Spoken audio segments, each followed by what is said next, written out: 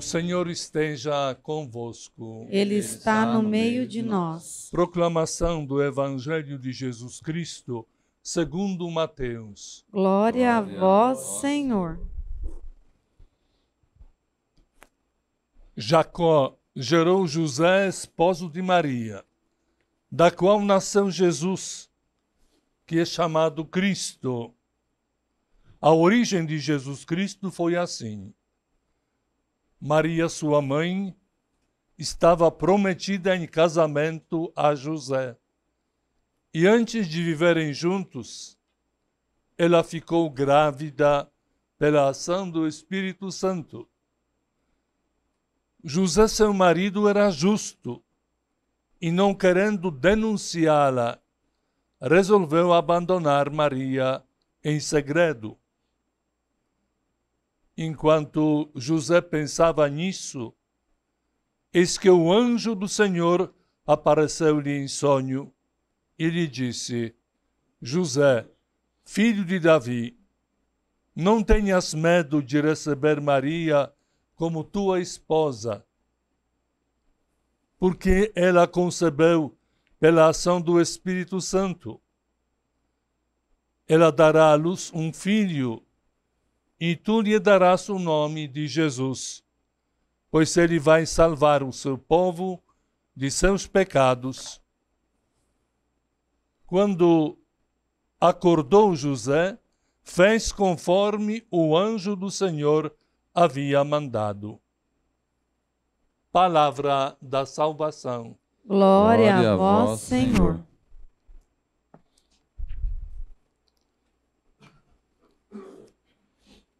Meus amados irmãos e irmãs, a igreja celebra hoje a solenidade. São dois momentos durante o tempo da Quaresma em que a liturgia é solene. O dia de São José e o dia da Anunciação de Nosso Senhor. Deus confiou a São José as primícias da igreja, isto é, Maria e o menino, a quem São José vai pôr o nome de Jesus, Deus salva. Ou seja, Deus Pai confia a São José as primícias, a mãe e o filho. Ao longo da história da igreja, em vários momentos, a igreja vai recorrer a São José. Em 1870, hoje já Beato Pio IX proclamou São José patrono universal, ou da Igreja Universal, no tempo difícil para a Igreja, no tempo de transição. O mundo mudava rapidamente. Então o Papa recorreu exatamente àquele a quem Deus Pai escolheu para cuidar da Igreja. De certa forma, podemos dizer também do nosso Papa Francisco. Há 4 anos ele escreveu uma carta apostólica Patris Corde, com o coração do Pai. São José acompanhou o seu filho Jesus, mas o Papa proclamou um ano de São José, lembrando 150 anos daquele momento. Daquele momento que, de fato, se seguiu de 2 grandes guerras, a Primeira Guerra Mundial, depois, logo, a Revolução, lá na Rússia, tornando-se a União Soviética. Interessante que, neste mesmo tempo, Nossa Senhora aparece em Fátima, convidando exatamente a humanidade por meio dos videntes, dos pastorinhos, para orar pela paz no mundo, para não se espalhem os erros Infelizmente, a humanidade não recorreu na Segunda Guerra Mundial, muito mais trágica. São José visivelmente mostrou que é patrono da igreja. Na minha terra, as igrejas que estavam em pé, apesar que a cidade de Varsóvia foi destruída totalmente, a igreja de São José, onde havia o altar de São José, ficaram intactos. Em Dachau, que era um campo de concentração para os padres religiosos, religiosas, eles recorreram a São José,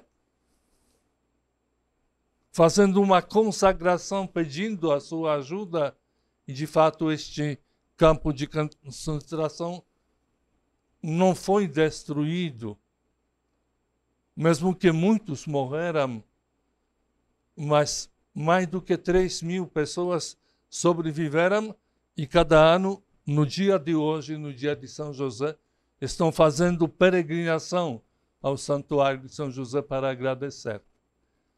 O tempo em que vivemos não é diferente. O tempo em que a humanidade fica polarizada, dividida. A guerra na Ucrânia, a guerra na terra de Jesus. Nós estávamos agora participando de um encontro, de uma assembleia do Conselho Nacional Missionário. Tivemos os testemunhos dos missionários da África. Tem mais do que 30 guerras acontecendo na África, em diversos países. Em Moçambique, em Sudão, talvez mais graves. Mais uma vez a igreja quer recorrer exatamente a São José. Assim como ele cuidou da mãe e do filho na origem deste grande mistério, e depois ao longo da história que também cuide da nossa igreja. Nós reunidos aqui queremos simplesmente renovar esta nossa devoção a São José. Na minha infância eu cresci como um livro com o título Sombra do Pai. Um livro que realmente, um romance, porém baseado em muito pouco. São José praticamente não diz nada. Apenas suas atitudes nos mostram como devemos tomar nossas atitudes no momento difícil. Ouvimos no Evangelho, ele ficou embaraçado porque era prometido a Maria, a sua noiva, a esposa, já estava prometida, de repente aparece grávida. Ele, sendo justo, pensava que o melhor seria sumir, desaparecer, porque ninguém ia perguntar o que aconteceu. Deus tem seu jeito de resolver as coisas.